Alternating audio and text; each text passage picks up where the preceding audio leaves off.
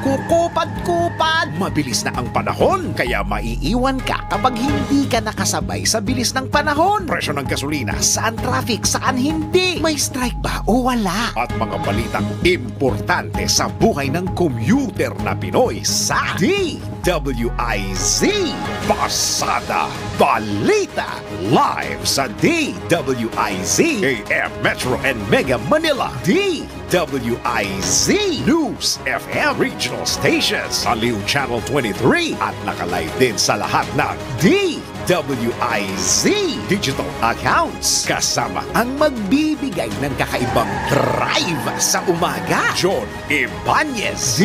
DWIZ Pasada Balita. Tuloy sa pagbabalita ng tama, paglilingkod ng tama.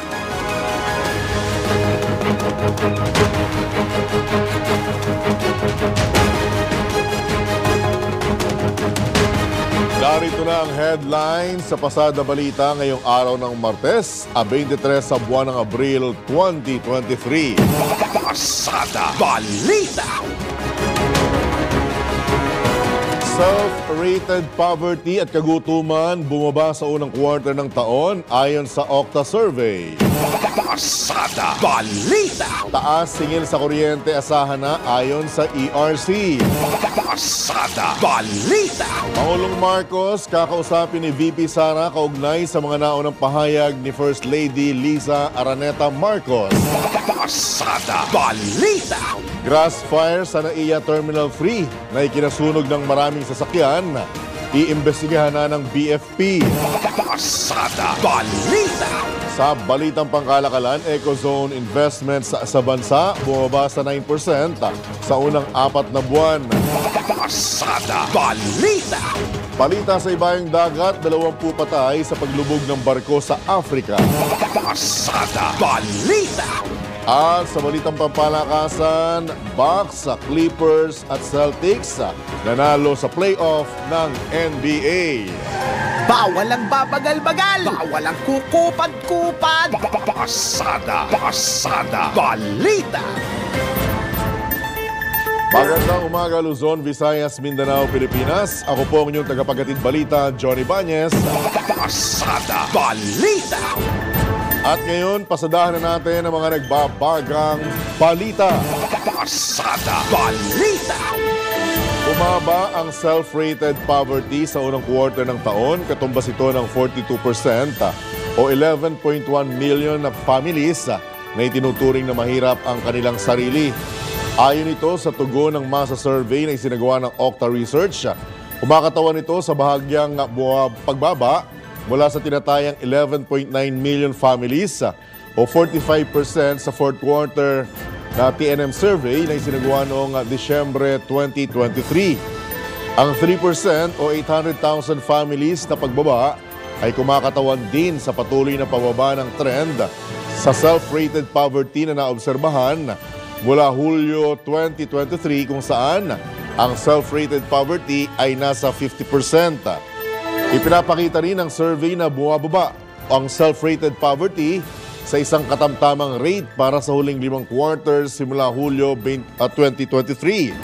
Bumaba ang self-rated poverty sa NCR ng 11% mula sa 40%, habang sa Luzon, nabawasan ito ng 18% mula 46%. Sa Visayas naman, bumaba ito ng 10% mula 57%. Nagkaroon din ng pagbaba sa self-rated hunger sa 11% o tinatayang 2.9 million families ang nagugutom. Ginawa ang survey mula noong March 11 hanggang 24 ngayong taon sa pamamagitan ng face-to-face interviews kung saan lumahok ang mahigit 1,000 kalalakihan at kababaihan na may edad 18. Pasada Balita.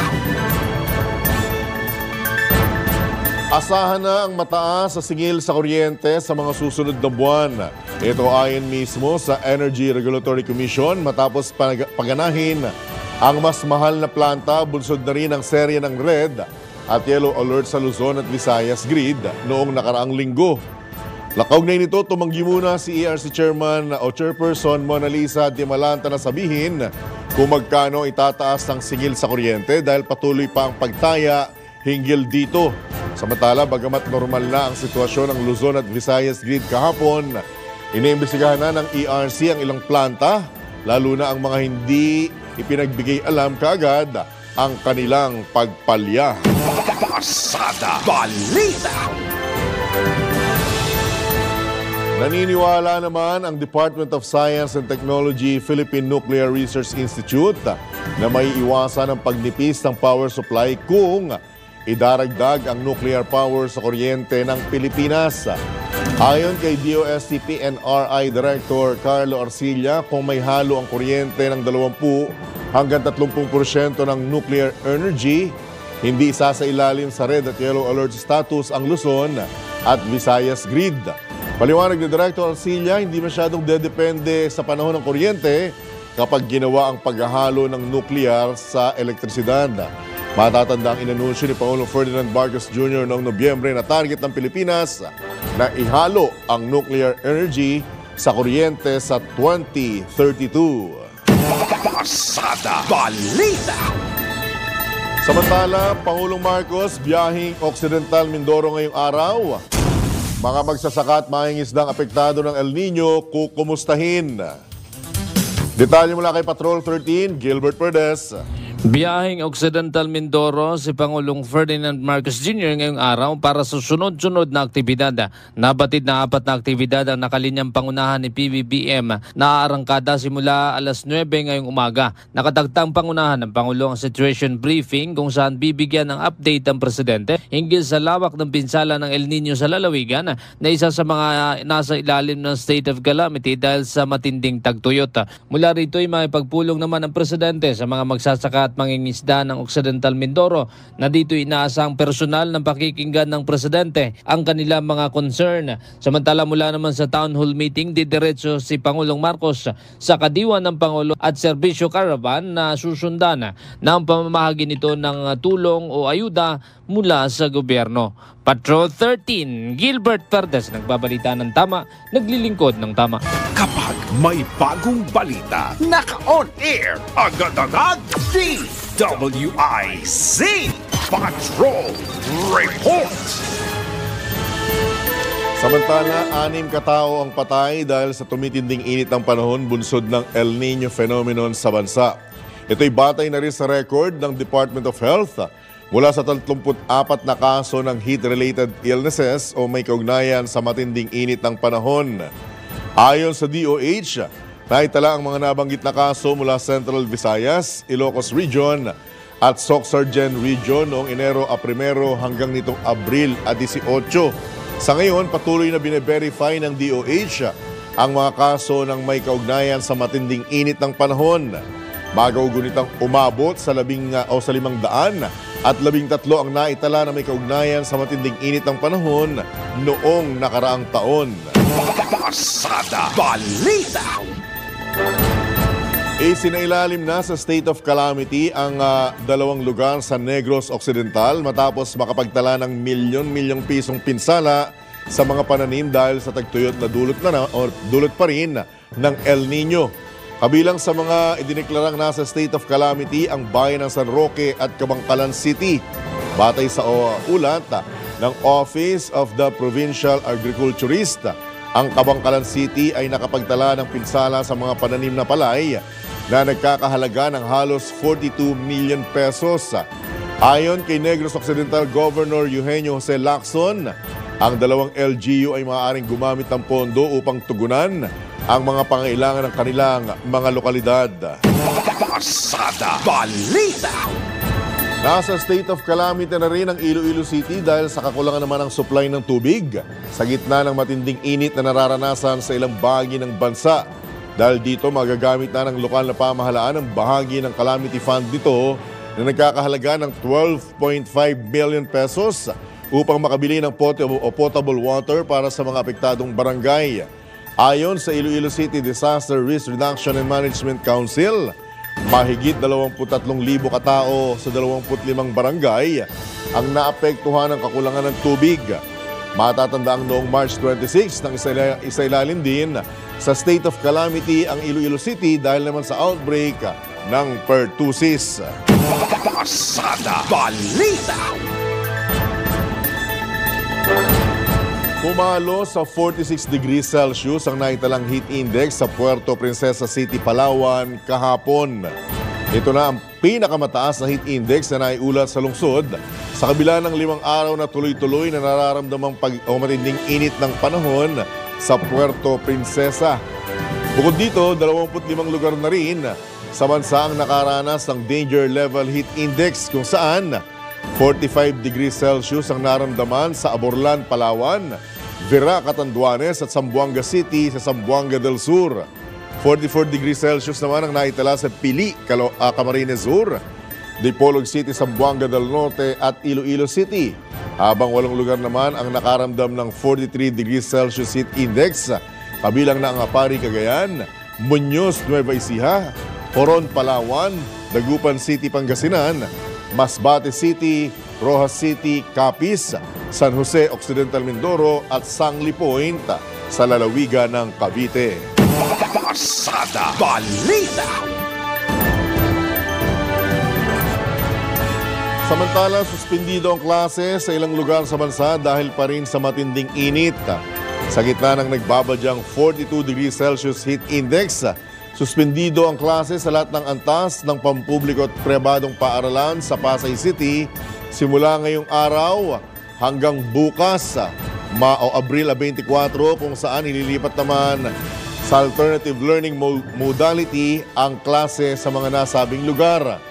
Wala namang face-to-face classes sa lahat ng antas sa pampubliko at pribadong paaralan sa Lungsod Quezon at Pampanga at asynchronous na lamang ang mga klase.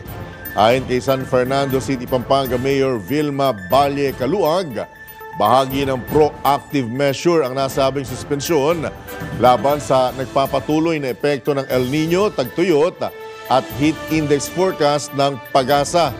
Suspendido rin ang face-to-face classes sa Alcala at Gataran, Cagayan at Pangasinan mula preschool hanggang high school at sa halip, ipatutupad ang asynchronous classes o distance learning.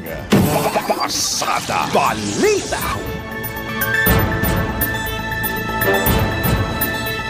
Samantala, maaaring makaranas ng malalakas na lindol ang Pilipinas. Ito naman ang ibinabala ni Supervising Science Research Specialist Jeffrey Perez ng PIVOX kung saan posibleng mangyari ang pinangangambahang The Big One na lindol sa kahit anong probinsya sa bansa maliban lang sa Palawan.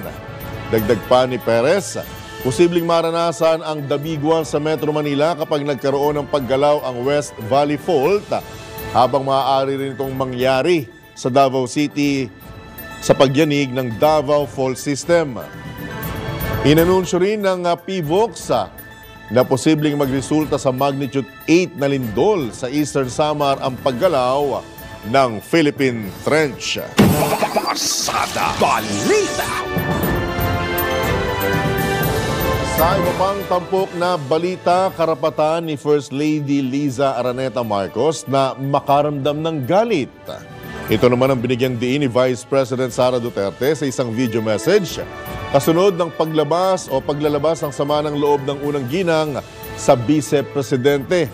Iginit ni VP Inday na walang kinalaman sa kanyang mandato bilang opisyal ng pamahalaan ang personal na damdamin ni First Lady Araneta Marcos, sabay pagtitiyak nakakausapin ng pangalawang Pangulo si Pangulong Ferdinand Marcos Jr. ng pribado hinggil sa issue. Mga kababayan, bilang tao, karapatan ni unang ginang Liza Marcos na makaramdam ng sama ng loob at galit.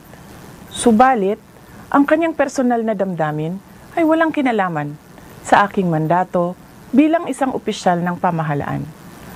Upang makausad tayo, iiwan na natin sa isang pribadong pag-uusap sa pagitan lamang namin ni Pangulong Bongbong Marcos Jr. ang mga susunod na hakbang. Binigyan din ni VP Sara na dapat tumutok sa pagtugon sa mga suliraning kinakaharap ng Pilipinas, kabilang ang pagtaas ng presyo ng bilihin at namumurong kakulungan ng supply ng kuryente at tubig. Dapat ay nakatutok tayo sa pagtugon sa mga suliraning hinaharap ng ating bansa. Patuloy ang pagtaas ng presyo ng pagkain at iba pang mga bilihin. At ito ay mas nagpapahirap pa sa dinaranas na gutom o kawalan ng sapat na pagkain ng mahihirap nating kababayan. Nagbabadya rin ang kakulangan ng supply ng tubig at kuryente, habang talamak na naman ang ipinagbabawal na droga.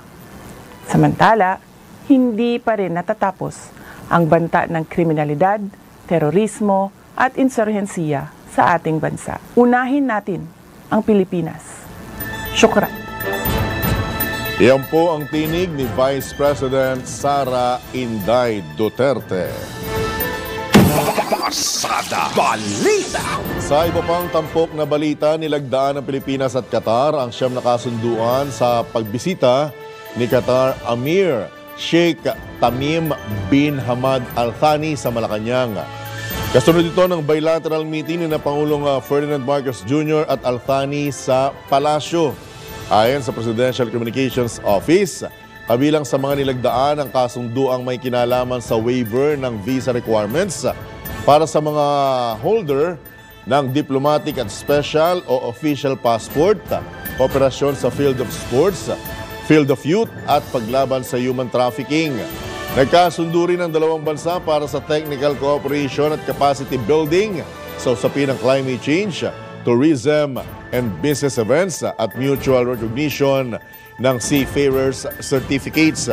Lumagda rin sa isang Memorandum of Understanding ang Philippine Chamber of Commerce and Industry at Qatar Chamber of Commerce and Industry, habang lumagda rin sa isang trade agreement ang Davao City Chamber of Commerce at grupo ng mga negosyante sa nasabing bansa. Pasada Balita.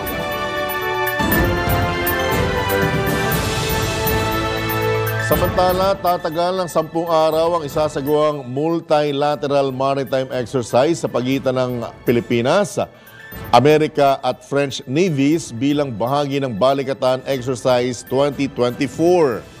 Ayon kay AFP Public Affairs Office Chief Colonel Cerces Trinidad, magsisimula ang MME sa Huwebes, Abril 25 at magtatagal hanggang Mayo 4. Kabilang sa mga barkong lalahok sa panig ng Pilipinas ang BRP Davao del Sur o ang LD-602 at BRP Ramon Alcaraz o ang PS-16. Ipadadala naman ng US ang kanilang USS Harper's Ferry, habang sa panig ng France ang kanilang French frigate Vendémiaire. Pasada Balita. Nasunog ang 19 na mga sasakyan sa extension parking area ng Ninoy Aquino International Airport Terminal 3 dahil sa grass fire. Ayon kay Manila International Airport Authority General Manager Eric Ines, ang mga naturang sasakyan ay posibleng pagmamay-ari ng mga empleyado ng NAIA o MIAA. Tiniyak naman ng pamunuan ng MIAA na hindi naapektuhan ng sunog ang operasyon ng paliparan. Nabatid na ang naturang parking lot ay pagmamay-ari ng PSI o Philippine Skylander Incorporated, isang pribadong kumpanya na may concession sa private parking area sa NAIA Terminal 3. Patuloy na iniimbestigahan ng otoridad ang pinagmula ng sunog. Pasada Balita. Na-turnover na ng MIAA sa Bureau of Fire Protection ang investigasyon kaugnay ng naganap na grass fire sa NAIA Terminal 3 na ikinasunog ng 19 na sasakyan.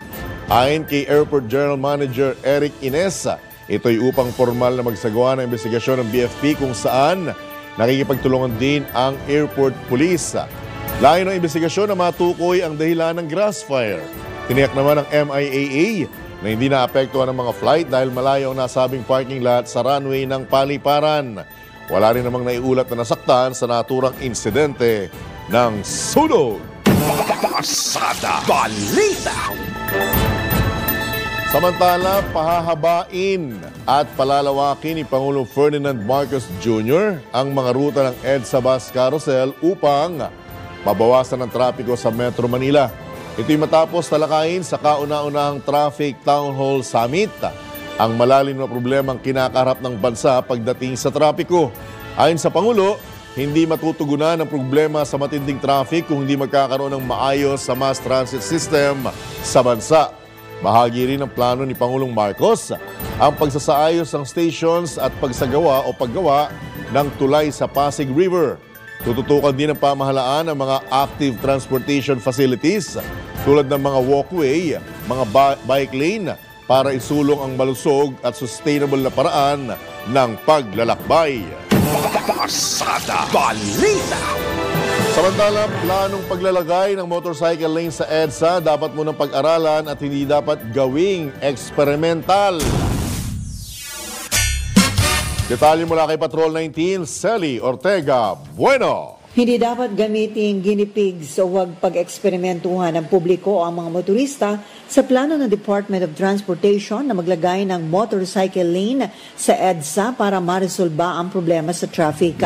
Ayon kay Senator Chis Escudero, makabubuti na magsagawa muna ng simulation ang DOTR sa pamamagitan ng Artificial Intelligence Simulator bago nila ipatupad ang paglalagay ng motorcycle lane sa EDSA. Gate ni Escudero, minsan na nagpatupad ng motorcycle lane kung saan naglagay ng blue lane para sa motorsiklo.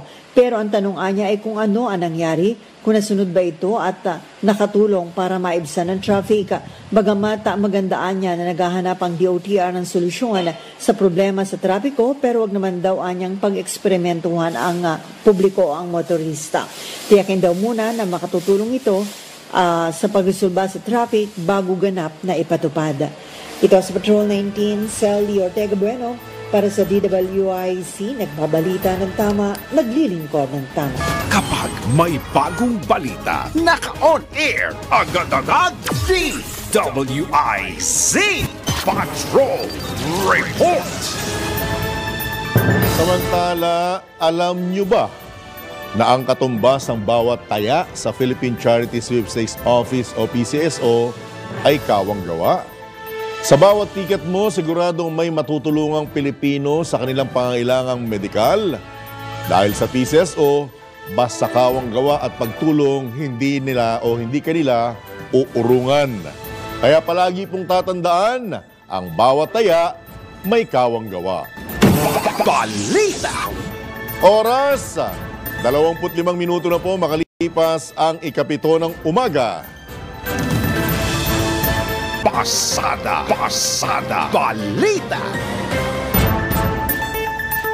Sa pagkakataon pong ito, tayo po'y pinalad na makakausap ang isang political analyst sa katauhan po ni Dr. Froilan Calilong, Director din po ng Local Government Development Institute. Dr. Calilong, Johnny Bañez po, live na po tayo, DWIZ, Aliw Channel 23.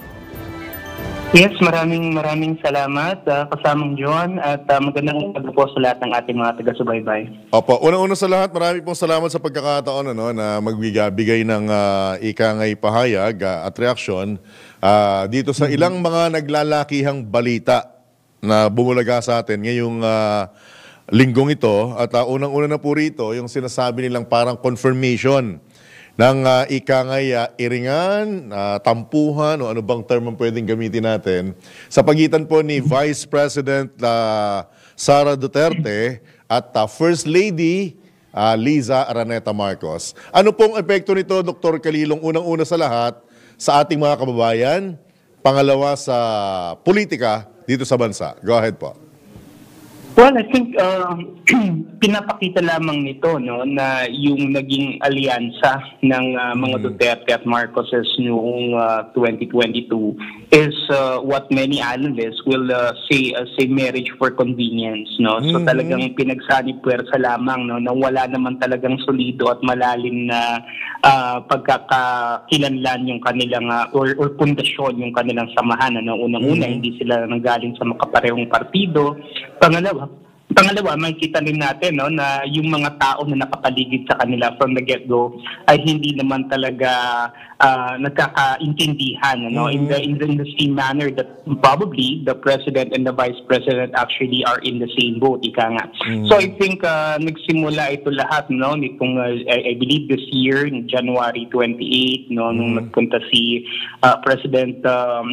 si Vice President Sara doon sa launching ng Bagong Pilipinas Movement, and then umattend din siya doon sa rally sa Davao. And then syempre hindi lang ito yung unang pagkakataon na nakita natin yung lamat doon sa samahan dahil nga nakita natin doon dininay yung confidential funds ng Office of the Vice President at saka ng DepEd, no. I think dito talaga nagsimula yung mga problema, no, particularly with the House Speaker, which is a known ally of the President, gayon din naman ng ating Vice President. And I think what happened recently again in Davao was just a parang tipping point, ano. At dito nga hindi na nakapagpigil yung ating First Lady na magsabi ng kanyang mga personal na pananaw regarding what happened, and what she saw was an act of disrespect on the part of the Vice President, kasi nga nahagip dun sa camera, no, may angulo na parang tila lumingiti or tumatawa si Vice President Sara in the mention or when the term bangag was mentioned. Of course, this was referring to the President. So medyo bilang isang asawa at siguro bilang isang haligi ng tahanan, medyo, or ilan ng tahanan for that matter, medyo hindi ito nagustuhan ni First Lady Lisa Marcos, and maybe that's the reason that compelled her to make such remarks, no. Yun yung kumbaga parang masabi natin hindi lang naman isang beses pinag-ugatan or hindi lamang sa isang pangyayari ito nagsimula, no. So maraming chain of events that led to this. Actually, nung ikalawang SONA po ni Pangulong Ferdinand Marcos Jr., yung nasa Congress, nahagip ng camera na lahat kinamayan niya maliban kay VP Sara. So doon pa lang parang may nagsimula na di po ba? So parang ang boiling point, itong huling insidente sa rally sa Davao. Tama po ba? Right. Alright. Tama po yan. Ano epekto nito sa politika, Dr. Calilo? Malaki, no? Malaki dahil nga siyempre unang-una naniwala tayo, no? We banked on the idea of unity. This was effectively sold to us, no? Yung idea ng pagkakasama-sama, pagkakaisa. And then 2 years into their terms of offices, nakita na natin yung mga cracks doon sa samahan, and these cracks are actually going to be bigger and bigger, as days go by. And I think for us, ordinary people, seeing the leaders of our country na hindi maayos, it's a bit demoralizing, and at the same time it paints a negative picture as to what kind of services they could provide when in fact they have some personal issues that they have to settle with each other. Kasi mahirap magtrabaho, nang yung kasama mo ay hindi mo kasundo, di ba? Mahirap gumawa or gumalaw sa isang organisasyon na mayroon kayong alam na hindi pagkakaunawaan. So maaaring maapektuhan ito yung service delivery, yung paraan ng kanilang panunungkulan sa atin, and I hope that this will not escalate. Kaya medyo maganda yung naging pahayag ni VP Sara lately when she made a reply na mas maganda pag-usapan na lang nila ito in private with President Marcos. I think that's the better way of dealing with this. I mean, in a more professional manner. Yung timing nung banggaan, Professor Calilong, 2025 may midterm. Alam naman natin pagka midterm, kumbaga yung mga numbers game din yan di ba? In preparation naman sa 2028, di po ba? True. Kasi dito natin makikita sa 2025 elections whether or not the president still manages to master enough following or enough support, no. Kasi ito na yung period kasi na kumbaga parang loyalty check ito, no, sa parte ng presidente. Nakikita natin dito kung yung mga senatorial votes na kanyang susuportahan, if they will win, makikita natin, no, na nasa kanya pa rin ang mandato, kagaya nga nung nangyari nung 2019 elections, no, na lahat ng mga sinuportahan na senatorial votes ni Pangulong Duterte, they all won. So ibig sabihin nun, it's a manifestation that the public is still very much in support of his presidency. So this 2025 elections will be a testament to that, and we'll see whether or not his leadership, his popularity has dwindled down, it has waned down because of this many things that has been going on. And we need to understand na hindi madaling kalaban ang mga Duterte, no? So Opo. this family still Opo. has or still commands a great deal of following. So mahirap actually itong nangyayari na to. Dr. Calilong, another big issue sa politics is yung paglaglag ng PDP sa laban. Anong epekto nito? I'm sorry. Could you repeat the question again, sir? Yung Sorry. pong PDP, di ba dati PDP laban, nagkaroon ng Pimentel Wing, may nagkaroon ng Duterte Wing. Yung pong Duterte Wing, nagkaroon sila ng pagpupulong nung nakaraang araw at tuluyan na po nilang inilaglag yung laban sa PDP. Ano po epekto nito? Right. Well, I think pakikita natin dito na nagsusolidify yung kanilang ranks, especially the leadership. It's actually a leadership decision, if they chose not to have the term laban anymore. Of course, we know for a fact that the laban will always be associated with the opposition, and right now kasi ang lumalabas na talagang malinaw, na pumapailan lang na opposition si President Duterte himself, So I think this is a manifestation of that, na doon papunta yung direction ng partido, and that they are training their guns, especially on the 2025 elections, to really depart from the Marcoses. Maalala natin kasi nung 2022 elections, the PPP Laban actually supported, especially the Pusi Wing, they supported the presidency of President Bongbong Marcos. So ngayon, medyo maliwanag, yung postulation heading into the 2025 elections na talagang may withdrawal of support. And I think this is very clear because the chairman emeritus of the PDP Laban is none other than President Duterte himself, who is now a known critic and a very, very staunch, sabihin na nating adversary or opponent ng ating kasalukuyang Pangulo. Huling katanungan sa PDP issue at saka sa rift sa pagitan ng dalawang pamilyang malakas ang puwersa sa politika. Ito po ba'y annulment, legal separation o tuluyang divorce na sa pagitan ng dalawang partido? Anong basa nyo dito, Doc? Well, the way I see it, talagang talagang divorce na matatawag. Wow. Alright. Kasi medyo mabibigat yung mga pahayag na naibigay, medyo masasakit din yung mga salita na nabitawan. And alam naman natin that in the history of Philippine politics, bibihira yung pagkakataon na talagang nagkakaroon tayo ng genuine na reconciliation, especially when strong words have been hurled especially in the public eye. So medyo medyo mabibigat yung mga salitang binitawan. But again, we need to understand that the problem here still, I guess, I think still revolves within the context of President Duterte and former President, for the current President and former President Rodrigo Duterte alone. I think within VP Sara and President Marcos, they still maintain a somewhat cordial professional relationship. At ito naman nakikita natin dahil unang-una pwedeng mag-resign si VP Sara as the Secretary of Department of Ed. O pwede rin naman siyang tanggalin ni President Marcos kasi nga it's based on trust and confidence. It's a cabinet position. Pero none of them are actually doing that. So I think the trust and confidence is still there. Pero syempre as a secretary of a department and a very important department at that, syempre kinakailangan dito yung unequivocal support mo to the president.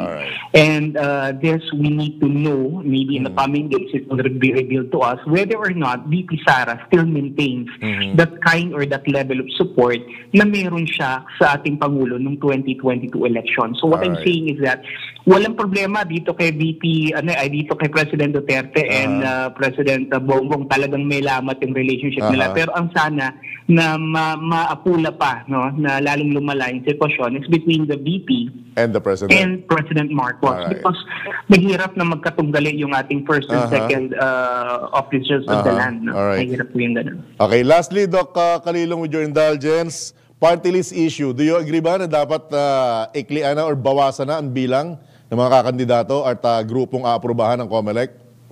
Definitely. The party list system has been bastardized for a very long time. Apo. Excuse me for the word, no? Pero talagang... Nagahasa na no? Sorry Sorry rin, Doc. Nagahasa Sorry Alright. Yes.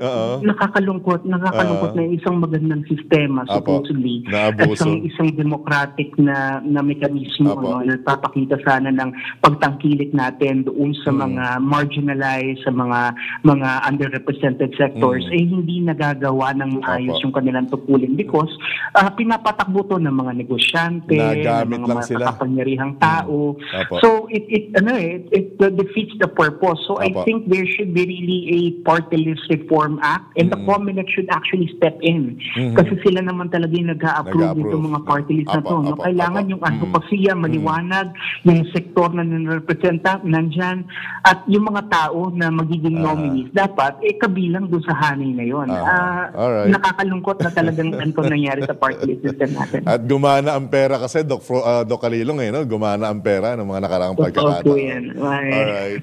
That's With the that, sad Apo. reality. With that, Doc Calilong, I hope hindi po ito magiging una't huling pagkakataon na makakapanayan po namin kayo. Bukas po ang himpilang ito sa mga pagkakataon. Kailangan namin ang pananaw ng isang kagaya niyong political analyst. Thank you so much, Doc. Good morning. God Wala bless. akong problema. Good morning at mabuhay po kayo. Apo. Yan po mga kabalitaktakan, si Dr. Froilan Calilong, Political Analyst and Director ng Local Government Development Institute. Pasada Balita. Samantala, alam niyo ba na ang katumbas ng bawat taya sa Philippine Charity Sweepstakes Office o PCSO ay kawang gawa? Sa bawat ticket mo, siguradong may matutulungang Pilipino sa kanilang pangangailangang medikal. Dahil sa PCSO, basta kawang gawa at pagtulong, hindi kanila uurungan. Kaya palaging tatandaan, ang bawat taya may kawang gawa. Pasada Balita. Oras! 15 minuto na lamang, alas 8 na ng umaga. Pasada Balita. Muli tayong tumanggap ng pag-uulat mula sa labas ng himpilan. Pagdagsa ng mga dayuhang estudyante sa isang lugar lang sa bansa, nakababahala ayon sa isang senador. Detalye nagbabalik, Patrol 19, Sally Ortega Bueno. May dahilan para mabahala ang publiko kung nananatili lamang sa isang lugar ang sinasabing mga dayuhang estudyante sa bansa. Ito ang sinabi ni Senate Committee on National Defense and Security Chairman Senator Jingoy Estrada kaugnay sa napaulat na pagdagsa ng mga Chinese students sa lalawigan ng Cagayan kung saan ay merong EDCA sites. Ayon kay Estrada, maraming dayuhang estudyante, hindi lang mga Chinese, ang pumupunta sa Pilipinas para mag-aral, ngunit kung ang pagdagsa nila ay sa isa o pining lugar lang, ay meron dahilan para maalarma at magtanong kung bakit sa isang lugar lamang sila nandoon. Sa gitnaan niya ng pagdami ng mga estudyanteng Chinese sa lalawigan ng Cagayan, kinikilala rin ng senador ang haka-haka ng publiko na posibleng spy o malagay sa peligro ang ating national sovereignty. Kinilala rin nito ang pagnanais ng mga foreign students na mag-aral sa bansa, ngunit dapat ding matiyak na hindi ito magiging banta sa ating seguridad. Anya, hindi lang ito patungkol sa usapin ng edukasyon, ngunit maaring malagay sa alanganin ng ating pambansang seguridad. Gayunpaman, bukas naman sa Estrada na imbisigahan ng Senado ang isyong ito, gayon din ang usapin sa pagbibigay ng pasaporte sa mga Chinese national dahil nalalagay sa alanganin ang seguridad ng bansa. Ipapatawag naman ang Department of Foreign Affairs, Department of Labor and Employment at ilang pang kinaukulang ahensya hinggil sa naturang issue. Ito sa Patrol 19, Sally Ortega Bueno para sa DWIC, nagbabalita ng tama, naglilingkod ng tama. Pasada Balita. Sa kaugnay na balita, pumalag si Civic Leader Teresita Angsi sa xenophobia o pagkapuot sa mga Chinese o racism o galit sa isang lahi na reaksyon sa napaulat na pagdami ng mga estudyanteng Chinese sa Cagayan. Ayon kay Angsi, sumakay ang mga politiko, militar at pulis sa issue ng hindi sinusuri ang katotohanan.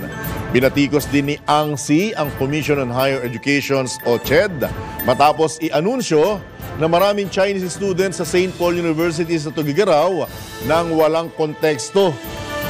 Punto pa ni Ang Si, tanging ang naturang pamantasan ang otorisado ng CHED at Bureau of Immigration na tumanggap ng mga dayuhang estudyante. Dagdag pa ng civic leader, 486 lamang na mga foreign student ang nag-aaral sa St. Paul University, taliwas sa mga ulat na 4,000 at 600 mga dayuhang mag-aaral sa nasabing universidad. Pasada Balita. Samantala, oras na para malaman natin ang update sa larangan ng palakasan. Updates at inside stories sa iba't ibang sports. Ito ang Real Sports ni Anthony Suntay. Magandang umaga. Sa ginaganap na NBA playoffs, panalo ang Milwaukee 109-94 sa Indiana. Si Damian Lillard kumana ng 35 points lahat sa first half. Ang sabi ni Lillard, in the playoffs, it's about setting the tone. We're going to see this team a lot of times, and you want to establish yourself, especially on your home floor. That was my mentality, to come out and try to set the tone in that way. Tinulungan siya ni Chris Middleton ng 23 points at si Bobby Portis may 15 points at 11 rebounds. Sa ibang mga laro, wala si Kawhi Leonard para sa LA Clippers kaya kumana si James Harden ng 28 points at nangibabaw sila 109-97 sa Dallas Mavericks. Ang sabi ni Harden, I can score with the best of them. My role for this team is just generating really good shots and making guys' jobs easier. And when my number is called to score, then you score the basketball. Kawhi is out, so my playmaking and my volume is going to go up a little bit more, and I took advantage of it. Sa Boston naman, si Jason Tatum ang bida para sa Celtics sa kanilang panalo, 114-94 sa Miami Heat. Nagtapos si Tatum ng kanyang unang career triple-double sa 23 points, 10 boards, at 10 assists. Para sa Real Sports, ito po, si Anthony Suntay. Real Sports ni Anthony Suntay sa DWIZ 882. Pasada Balita. Balitang pangkalakalan. Bumaba ang naaprobahang investment ng Philippine Economic Zone sa unang 4 na buwan ng taon. Umabot labang sa 29.9995 o 995 billion pesos ang naaprubahan ng PEZA sa pamumuhunan mula Enero hanggang ngayong buwan. Mas mababa ito ng 7% mula sa 33.094 billion pesos na proyektong nakalusot sa kagawaran sa kaparehong panahon noong nakaraang taon. Paliwanag ng PEZA, binubuo ang naaprubahang investment ng 73 proyekto na inaasahang makakalikha ng $1.094 billion sa export at mahigit 14,000 mga trabaho. Pasada Balita. Mga balitang dapat alam mo kahit sa labas ng bansa. DWIZ Balita sa ibang bansa. Patay ang 20 katao sa paglubog ng barko sa Africa. Tinatayang 300 pasahero na makikipaglibing ang sakay ng barko sa Mpoko River. Nabatid na bumigay ang barko na gawa lamang sa kahoy, kung saan agad na umaksyon ang mga mangingisda at crew upang iligtas ang mga pasahero. Ayon kay Adrian Mosamo, isang mangingisda, 20 labi ang kanilang natagpuan bago dumating ang mga otoridad. Pasada Balita.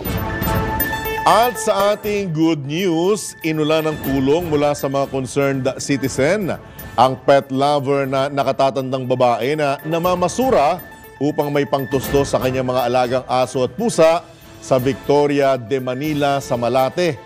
Nakilala si Nanay Malu sa nag-viral na social media post ng call center agent na si John Albert Sanico na nanawagan ng tulong para sa nakatatanda. Bukod sa cat at dog foods, binigyan din ng grocery item si Nanay, kabilang din si Manila Mayor Hani Lacuna sa nagpaabot ng tulong.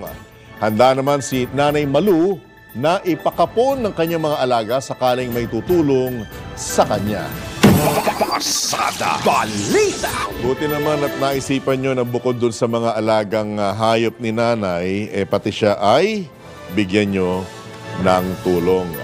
Bago lamang po ako magpaalam, ito, agree ako po dito sa hakbang na ito ng pamunuan ng Philippine National Police, yung tuluyan ng ipabura ang mga tato, lalo na yung mga visible tato ng mga pulis at saka ng mga mag-a-apply bilang isang pulis. Kasi nga naman, sabi nila hindi raw nararapat sa mga men in uniform ang magkaroon ng ink tulad nito, ayun At sumayin nyo sa nanumpong edisyon ng Pasada Balita. Dito lamang po yan sa DWIZ. Nagbabalita ng tama, naglilingkod ng tama. Ako po ang inyong naging kabalitaan at kabalitaktakan, Johnny Bañez. Antabayanan na po ang susunod na palatuntunang Karambola. Ingat mga kabalitaan. Oras, eksakto yung punto, 8:00 na ng umaga. Bye! Bawal ang babagal-bagal, bawal ang kukupad-kupad. Mabilis na ang panahon, kaya maiiwan ka kapag hindi ka nakasabay sa bilis ng panahon. Presyo ng gasolina, saan traffic, saan hindi? May strike ba o wala? At mga balitang importante sa buhay ng commuter na Pinoy sa DWIZ Pasada Balita. Live sa DWIZ AM Metro and Mega Manila. DWIZ News FM Regional Stations, Aliw Channel 23 at nakalive din sa lahat ng DWIZ Digital Accounts. Kasama ang magbibigay ng kakaibang drive sa umaga, John Ibanez. DWIZ Pasada Balita. Tuloy sa pagbabalita ng tama, paglilingkod ng tama, Lunes hanggang Biyernes 7 a.m.